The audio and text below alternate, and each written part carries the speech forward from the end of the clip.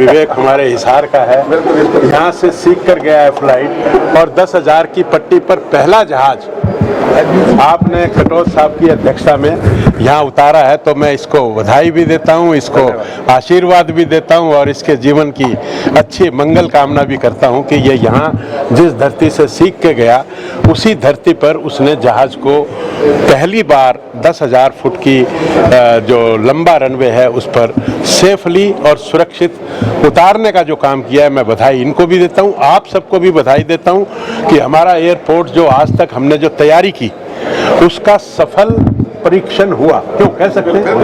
और आज से हम जब ये लाइसेंस मिल जाएगा, क्योंकि ये एक पार्ट है, इसके अलावा भी बहुत सारी चीज़ें हैं। अभी डीजीसीए की मीटिंग जो कमेटी है वो आ रही है, आधे पौने घंटे में पहुंच जाएगी और वो 3 दिन तक रहेगी। तो वो जो कैलिब्रेशन करेगी उसमें लैंडिंग ट्रायल एक पार्ट है, बाकी और भी पार्ट हैं, उन सबको देखते। और जैसा कटोच साहब ने कहा कि जो प्रोफेशनल फ्लाइट्स हैं जो बादलों में भी उतरेंगी, वो ILS होता है, इंस्ट्रूमेंट लैंडिंग सिस्टम, उसके लिए भी हमने 50% काम कर लिया है। वो भी हो जाएगा 2-3 महीने तक, वो भी हो जाएगा। तो उसके बाद बादलों में भी, बारिश में भी और सब चीज़ें ये यहाँ पर हो जाएंगी। डॉक्टर साहब, आप द्वारा लिया गया पहला ये सब प्लान पूरा होने जा रहा है जल्दी, तो कैसा लग रहा है? अब ये तो जैसा आपको लग रहा है वैसा ही मुझे भी लग रहा है। मैं तो बड़ा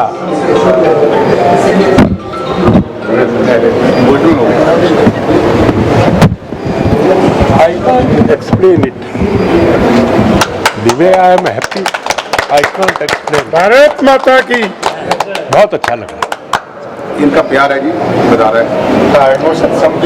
और आप सबसे भी निवेदन है कि आप इसको बढ़ाएं, आपका मैसेज इंटरनेशनल जाएगा। आप इसका पॉजिटिव वर्जन लिखिए। देखिए, अपनी चीज़ होती है, उसमें कई दफ़ा कुछ नई चीज़ों में ऊक चूक भी होती है, तो उसके लिए भी हम तैयार हैं। अगर कोई ऊक चूक हुई तो इसका मतलब ये नहीं है कि वो हमारा फेल्योर है। आप देखिए, चंद्रमा में जो चंद्रयान गया था, ऊपर पहुंच गया था, पहुंचने के बाद उससे वो डिटैच हुआ और वो वहां से दूर गया, वहां वो अटक गया। पर इसका मतलब वो निराशा नहीं है। That failure is key to success।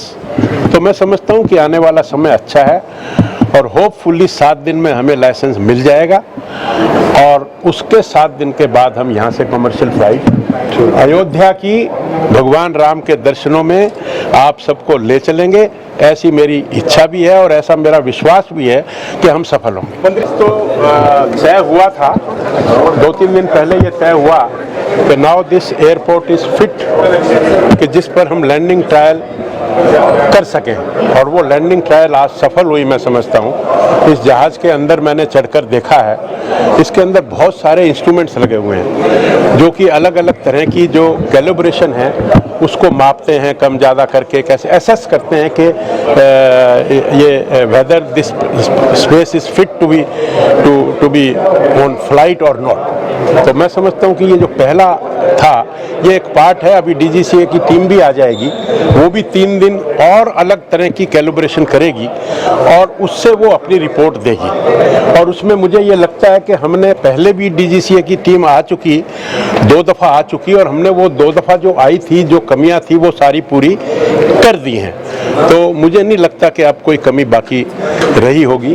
तो आज का तो यही प्लान है। अभी टीम आएगी, वो भी 2 दिन यहाँ रुकेगी और आज ये कैलिब्रेशन में आप सब लोग यहाँ आए और पहले ये शुरुआत इसकी करें तो ये 200 एकड़ जो सामने देख रहे हैं पट्टी 3000 फुट की, केवल ये 200 एकड़ थी।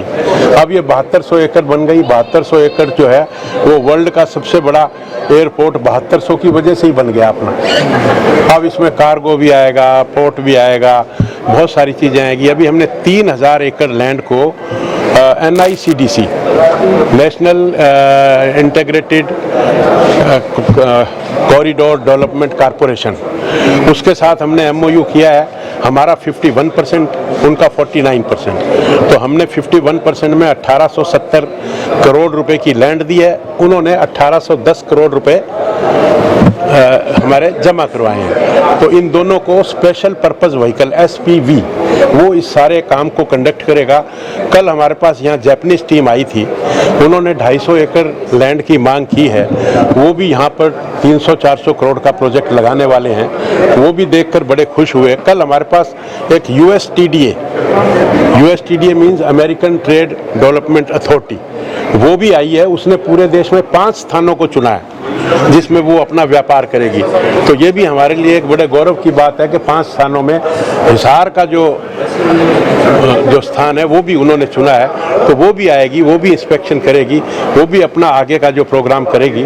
तो मैं समझता हूँ कि धीरे धीरे ये जो 3000 IMC जिसको हम कहते हैं इंडस्ट्रियल मैन्युफैक्चरिंग क्लस्टर, इसमें जो 3000 एकड़ में जो बहुत तरह की इंडस्ट्रीज और बहुत तरह के कार्गो, पोर्ट, डाई पोर्ट, ये सब चीज़ें आएंगी। तो हिसार को और जो सेकंड टर्मिनल जिसमें अभी राजेश प्रताप जी बता रहे थे कि 21 लाख पैसेंजर पर ईयर उतना बड़ा बनेगा, तो उसके बाद उसका ATC भी अलग बनेगा। तो जब वो बनेगा तो यहाँ लगभग 1.25 लाख लोगों को नौकरी मिलेगी, ऐसा कैलकुलेशन है। तो हिसार का भविष्य अच्छा है और हमारे सबके बच्चे, भाई बहन जिनके गुरुग्राम में जाकर रह रहे हैं वो वापस यहीं आएंगे और यहीं रहेंगे, क्योंकि कनेक्टिविटी बहुत अच्छी हो जाएगी। तो कह सकते हैं मंत्री जी आज तीज का उत्सव है, तो डबल त्योहार है आज। बिल्कुल, आज डबल त्योहार है, डबल का भी कई गुना। जैसा इन्होंने कहा, ये कमेंट मुझे बड़ा अच्छा लगा कि और एयरपोर्ट 50 हैं तो ये 100 है। तो जो हमारी मेहनत है, मैं समझता हूँ कि बड़ी अच्छे आसार आगे को नजर आए।